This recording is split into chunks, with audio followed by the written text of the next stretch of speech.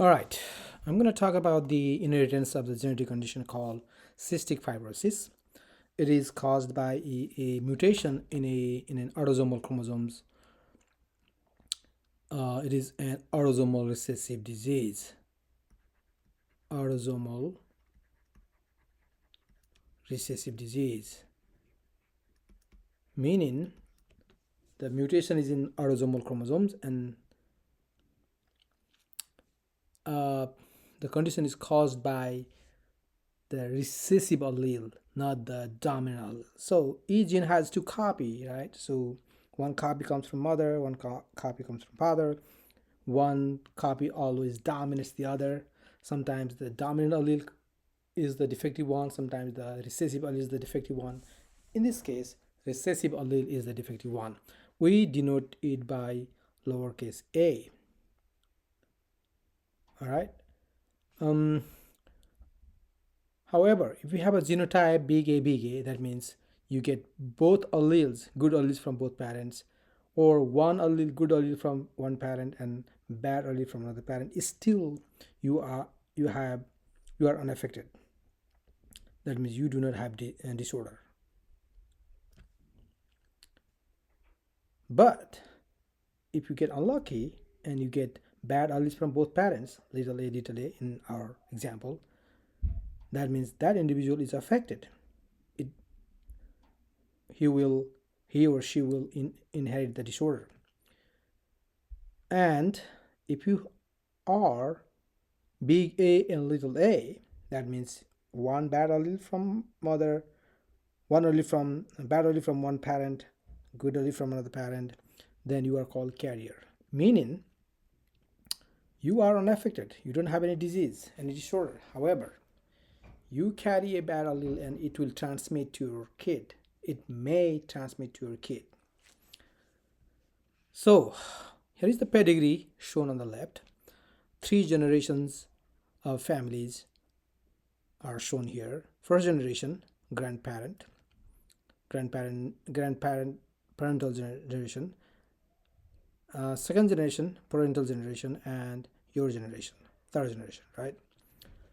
Look at this. Grandparents, none of them are affected. That means they do not have disorder. However, out of 3 kids, here shown 4, 5, 6, one daughter gets the disorder. The circle is used to denote girl, square is used to denote boy. So they have 2 daughters, 1 boy. Out of 3 kids total, one of the kids get the disorder. So what is the genotype of the grandparent? Meaning they are both carriers. All right.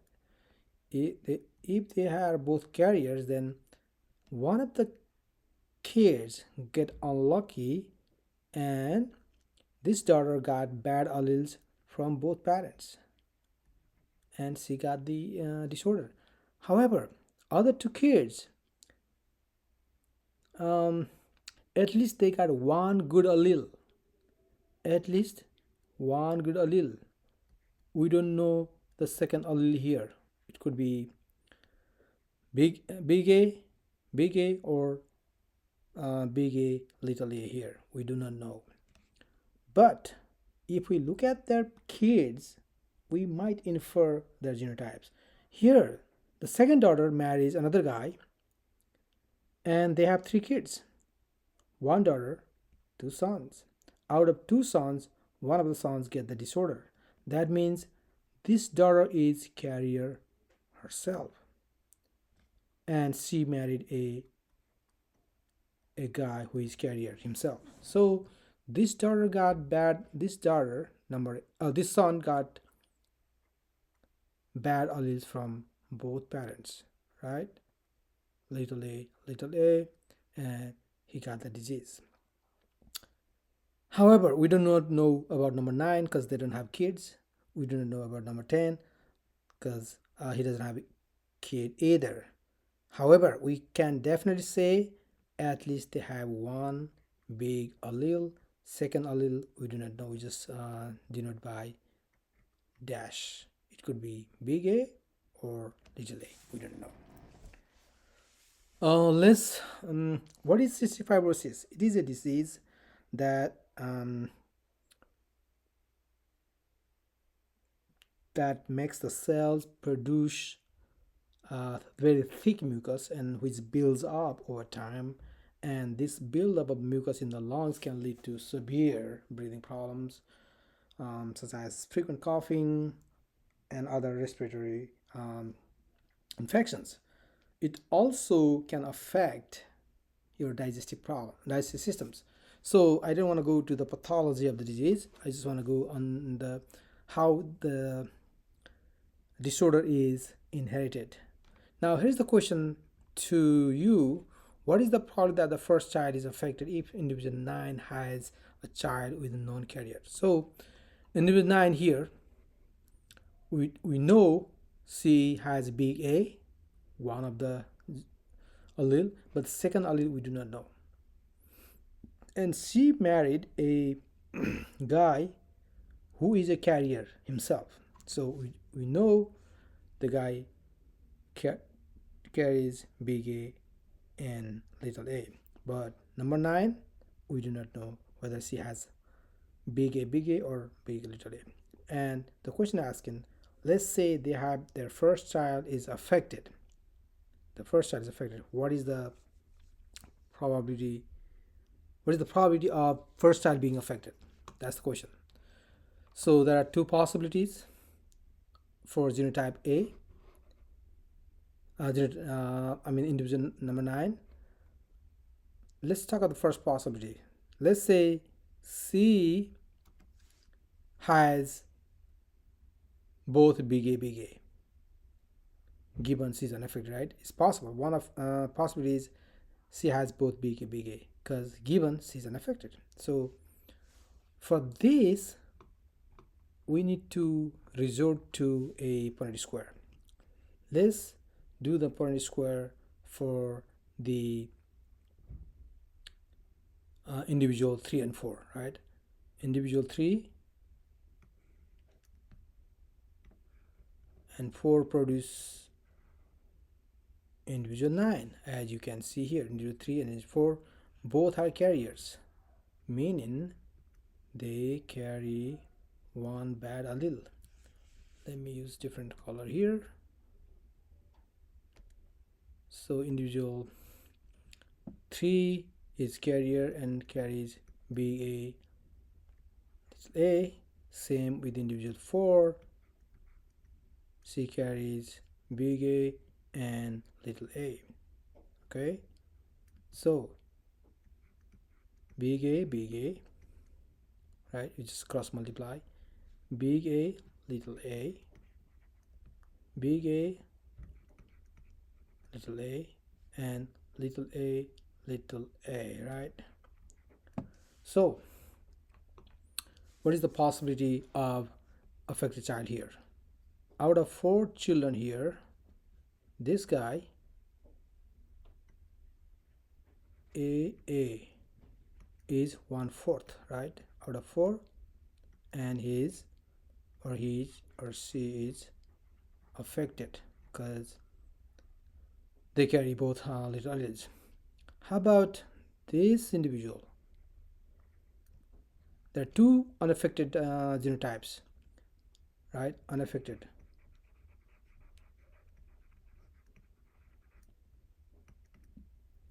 Unaffected, big A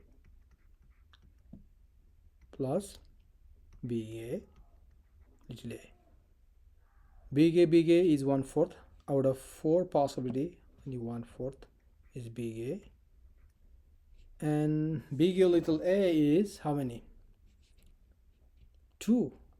So out of total possibility, half of them are carrier. Okay, we need to remember this. This will come handy later when we work on Bayesian reasoning to calculate the probability of individual 9 being carrier or not later. So here the first possibility is, let's say individual 9 is big A. So how do we calculate the probability of individual 9 being big A, not being carrier, right? Big A is not carrier. Big A little a is carrier. So given unaffected means total probability of unaffected goes at the denominator, which is 1/4 plus 1/2 gives 1/4, 3/4. How many are big A? 1/4.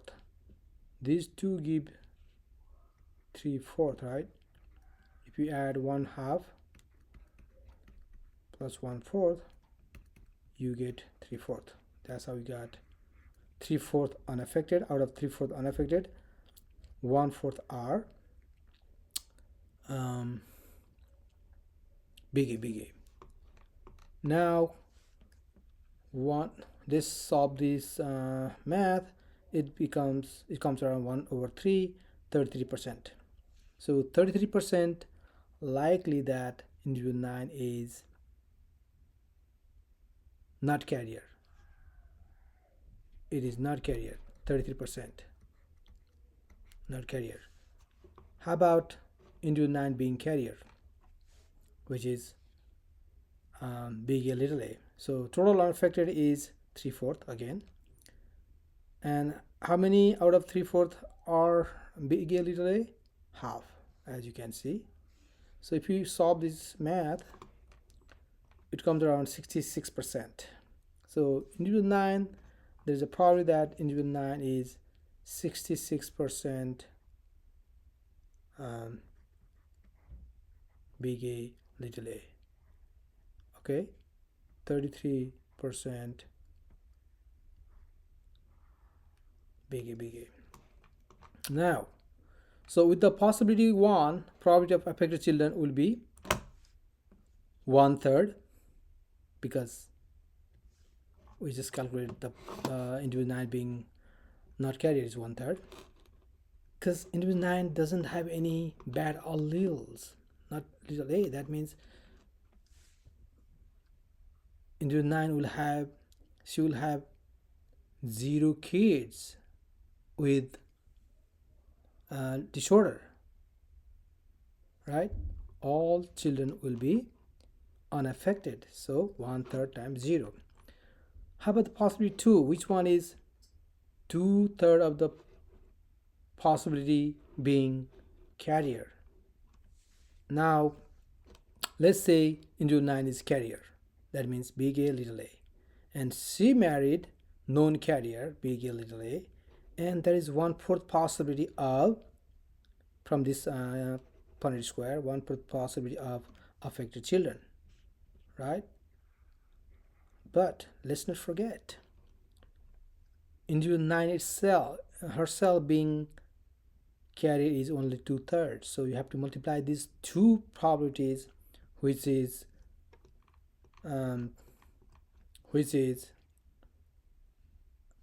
around 1/6, right? 1/6. It becomes around 1/6. Now we need to calculate the total probability of affected children. The probability of being affected children, assuming individual 9 is not carrier, is 0, and probability of producing affected children, assuming individual 9 is carrier. So total probability is 16.6%. So although initial probability, if she was 100% sure that she was carrier, there will be 25% possibility that she will produce affected children. However, she is only she has only two-third probability of being a carrier. That means the probability of producing FOT children will go down, which is 16.6%. And that's how you calculate what would be the consequences of uh, having a being a carrier versus being not a carrier.